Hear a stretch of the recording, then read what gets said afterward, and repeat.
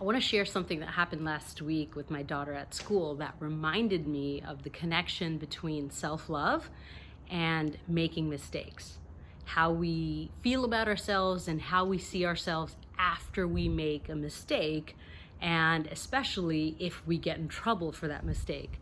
So at school that day, when I went to go pick her up, I found out that she had gotten in trouble because a couple of the kids couldn't stop talking during nap time. So the teacher repeatedly asked them to keep it down or not talk. And as soon as the teacher would turn around, they kept on whispering. So in the car, I asked my daughter, "Hey, I heard something happen at nap time. What happened?" And she said, "Oh, me and my friend, when the teacher would turn around, we kept talking, and the teacher didn't like that, so we got in trouble." And so I said, "High five." And she, even though she's 5, she looked at me like I was crazy. She's like, "What are you doing? I got in trouble and you're giving me a high five." And I said, "Hey, it's okay.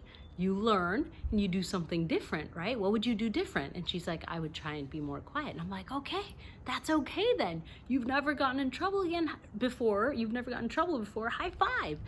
And so the reason I did that is because I was remembering how I felt when I made mistakes. And even now, right? Let's say you do something wrong and someone tells you you're not supposed to do that.